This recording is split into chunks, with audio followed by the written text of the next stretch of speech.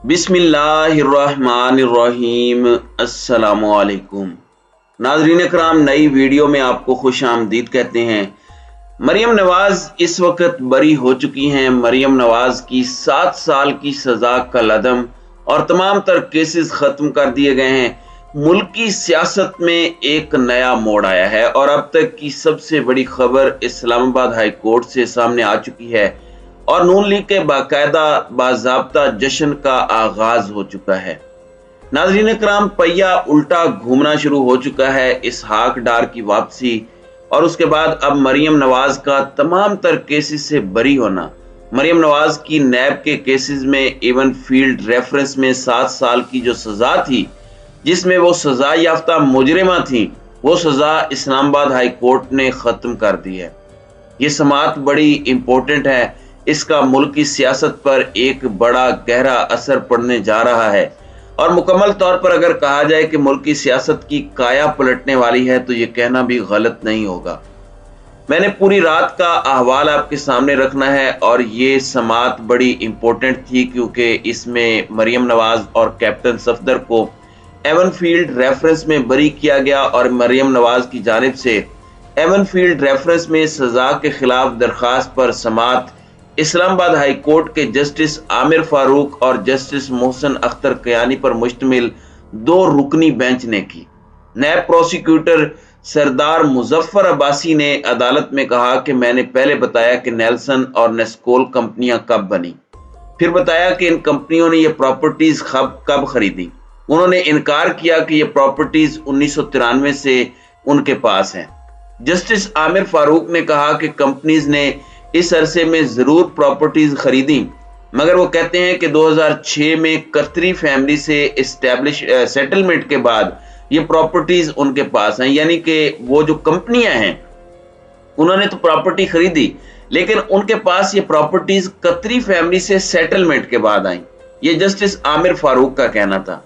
Justice Mohsin Akhtar Kiani ने बड़े अहम रिमार्क्स दिए और कहा कि इस सारे केस में इन तमाम मुल्जिमान को तो कुछ कहना नहीं चाहिए था, ये केस तो आपने साबित करना था। यानी कि ये जितने मुल्जिमान आपके सामने बैठे हैं इनका तो कुछ बनता ही नहीं था, ये तो केस आपकी तरफ से साबित किया जाना था, केस बिल्टअप आपकी तरफ से किया जाना था।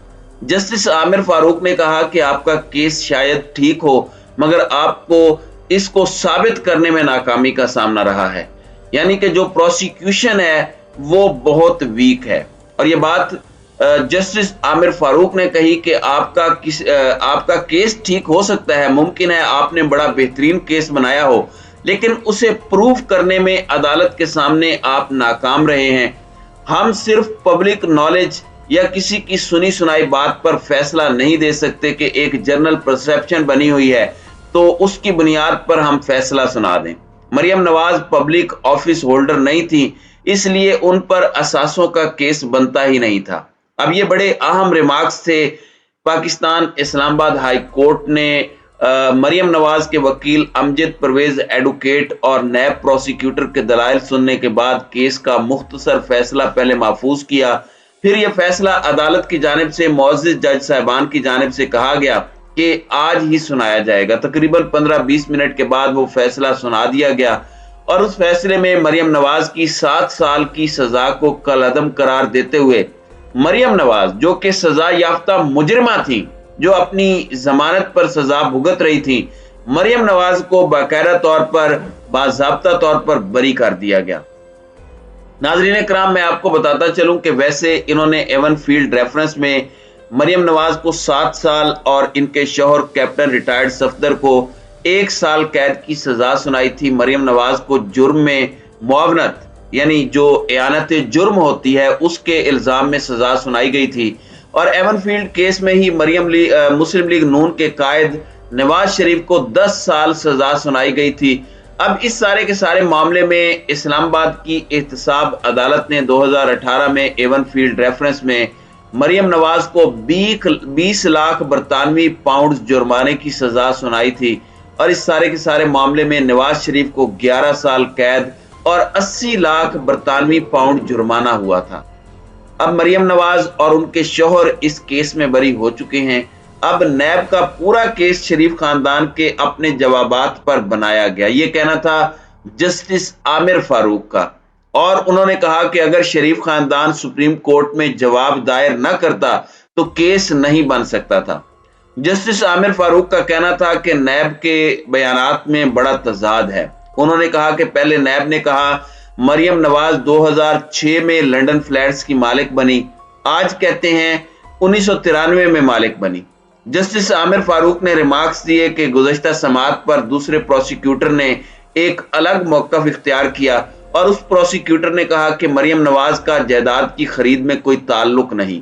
اب اس میں نیب کا موقف کیا ہے یہ آپ کے لیے سمجھنا ضروری ہے۔ کلیئر کٹ نیب نے موقف کل اسلام آباد ہائی کورٹ میں کیا اپنایا؟ ان کا موقف یہ ہے کہ نواز شریف نے یہ جائیدادیں مریم کے ذریعے چھپائیں۔